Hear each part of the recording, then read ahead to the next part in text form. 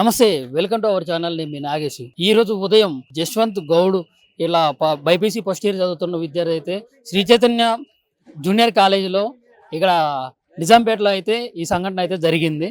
అయితే ఇక్కడ కార్పొరేట్ కాలేజీల్లో ఒకదాని తర్వాత ఒకటి ఒకటి మరొక ముందే ఒకటి ఒకటి ఒకటి మరొక ముందు ఇంకోటి ఇట్లా జరుగుతూ ఉన్నాయి అనమాట.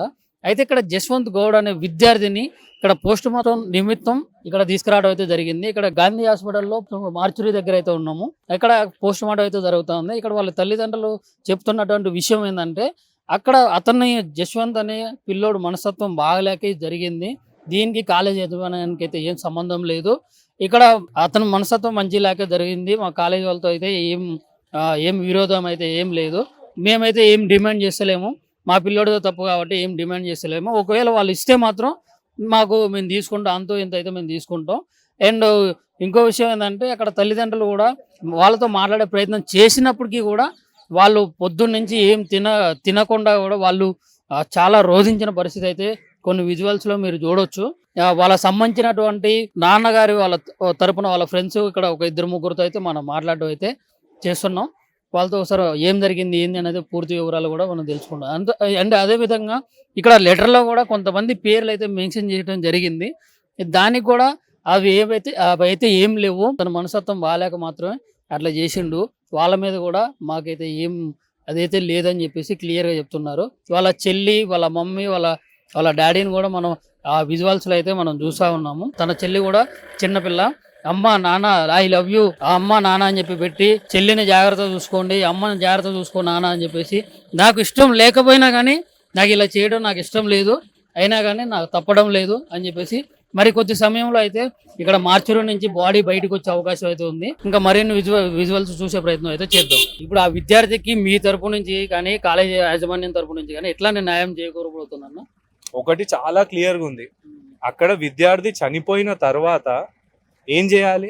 ఫస్ట్ పోలీసులకు ఇన్ఫర్మేషన్ ఇవ్వాలి, ఇట్లా మా కాలేజ్లో ఒక విద్యార్థి చనిపోయిండు అని. పోలీసులు వచ్చి ప్రాపర్గా పంచనామా ప్రొసీడింగ్స్ అన్ని చేసుకొని ఆ వీడియోలు ఏమేమైతే అన్ని చూసుకున్న తర్వాత డెడ్ బాడీని అప్పుడు తీయాలి. వీళ్ళు చేసిన పెద్ద తప్పేంది అని అంటే ఆ డెడ్ బాడీని ఎవరికి చెప్పకుండా ఇష్టానుసారంగా ఇక వార్డెను ఇన్ఛార్జ్ అది ఇది అని అంటున్నారు.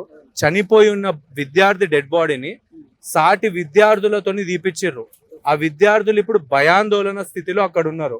చట్టరీత్యా కాలేజీ వాళ్ళు చేసింది నేరం. ఒక విద్యార్థి మిస్టీరియస్ సర్కమ్స్టాన్సెస్ లో చనిపోయిండు. ఇప్పుడు ఉరేసుకొని చచ్చిపోయిండు అంటున్నారు.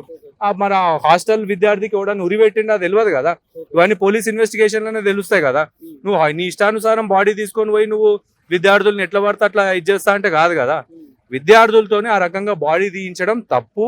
And at the same time ఇంకోటి ఏంటంటే ఈ కాలేజీ వాళ్ళు చేసిన ఆ పనికి చట్టరీత్యా పనిష్మెంట్కి అర్హులు.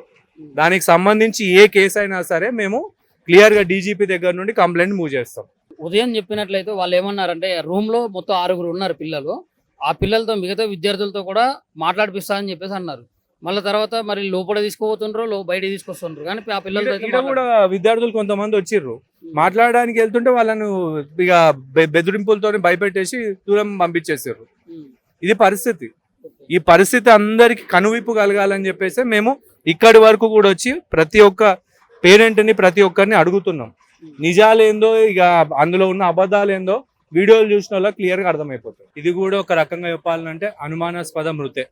ఏం జరిగింది, ఎట్లా జరిగింది అన్న డీటెయిల్స్ ఆ కాలేజ్ యాజమాన్యాన్ని కనుక అడిగితే వాళ్ళు చెప్తున్న దానికి తలకి తోకకు సంబంధం లేని ఆన్సర్లు ఇస్తారు. ఓ పిల్లాడు చనిపోయిన తర్వాత పోలీసులకు ఇన్ఫర్మేషన్ ఇవ్వాల్సింది పోయి వాళ్ళంతటా వాళ్ళే స్టూడెంట్స్ తోని డెడ్ బాడీ తీపిచ్చారు అంటే చాలా దారుణమైన విషయం.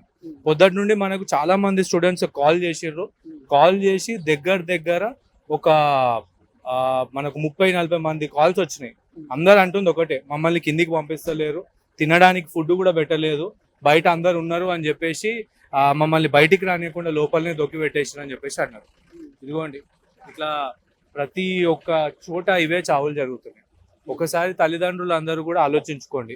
మీ పిల్లల్ని కాలేజ్లో వేయడము అని అంటే it is very clear. College వాళ్ళకి పైసలు ఇచ్చి మీ పిల్లల్ని సంపాదించే లైసెన్స్ ఇచ్చినట్టే. ఇప్పుడు ఇక్కడ దీనికి సంబంధించిన జశ్వంత్ గౌడ్కి సంబంధించిన తల్లిదండ్రులు వాళ్ళ కుటుంబీకులు మొత్తం కూడా ఏమంటున్నారంటే ఆయన మనస్తత్వం బాగాలేకనే ఆయన ఇట్లా చేసుకున్నాడు. మా పిల్లోడు తప్పు, కాలేజీ యాజమాన్యం అయితే ఏం తప్పు లేదు, నేను వాళ్ళని అసలు ఏం డిమాండ్ కూడా చేస్తలేమని చెప్పేసి అంటున్నారు. ఒకసారి ఎవరిది తప్పు ఎవరిది తప్పు కాదు అనేది పేరెంట్స్ ని అందరిని వదిలేద్దాం.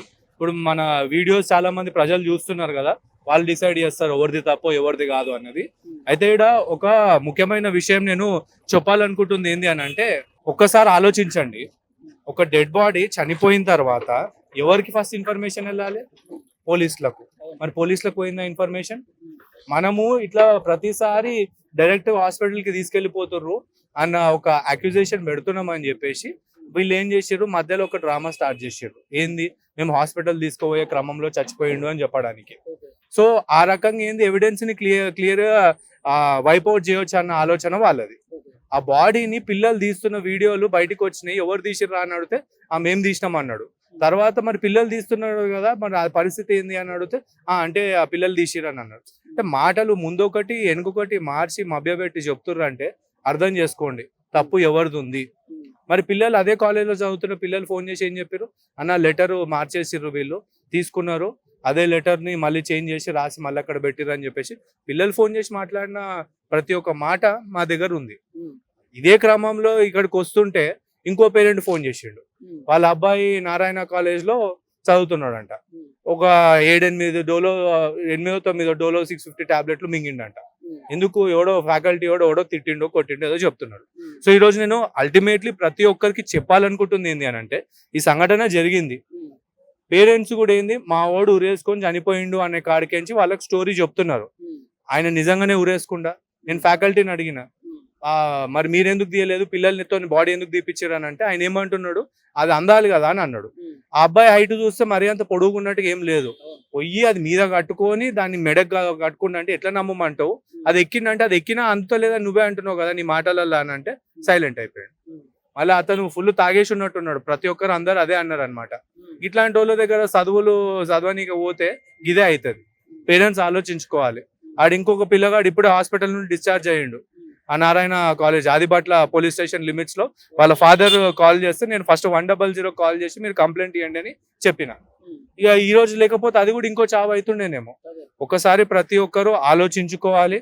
మన పిల్లలు ఈ రకంగా రిపీటెడ్ గా చనిపోతే గనక లోపం అనేది ఈ కాలేజీ వ్యవస్థల్లోనే ఉంది. అది ఒక్కసారి ఆలోచించండి. వాళ్ళ తప్పు ఉందా లేదా అనేది అందరు అంటున్నారు, కానీ ఒక మాట, తప్పు లేనిదే మా మీద దాడులు చేస్తారా, తప్పు లేనిదే పోలీసులు మమ్మల్ని లోపలేస్తారా, తప్పు లేనిదే ఇగో మరి సమాధానాలు చెప్పకుండా ఇగో ఇట్లా అటు ఇటు మభ్య పెడతారా? నువ్వు ఎవరు అని అంటే ఒక ఆయన ఇదంటాడు అదంటాడు, హాస్పిటల్ వాళ్ళని కూడా అబద్ధం చెప్పిపోయారు. ఇప్పుడు ఇందాక వరకు మాట్లాడారు, ఇప్పుడు ఈ గ్యాప్ లో ఏం జరిగిందో తెలియదు, ఏం సెటిల్మెంట్ జరిగిందో కూడా తెలియదు. కాకపోతే ఇప్పుడు వరకు ఏంటంటే ఒక స్వామి ఇందాక వాళ్ళ సంబంధించిన వాళ్ళ చుట్టాలో మరి సంథింగ్ ఎవరో గానీ, మా బాధలో మేము ఉన్నాం, మీకు ఏం చెప్పాలా, మీరు ఏం అడుగుతారని చెప్పి డైరెక్ట్ మాకే స్వామియా ఇందాక ఒక స్వామి ఇక్కడ మొత్తం అంటే మీరు కెమెరాస్ ఆన్ ఉన్నాయి కాబట్టి చెప్తున్నా, ఇక్కడ మొత్తం ఉన్న దాంట్లో ఎంతమంది స్వాములు ఉండే, ఎంతమంది ఉండే? 3-4 చూసిరా, మాకైతే ఒకడే కనిపించాడు. ఆ ఒక్క స్వామి మరి ఇక వీడియో రికార్డు అన్ని అయినాయి, మాతోనేమో హాస్పిటల్ సిబ్బంది అన్నాడు.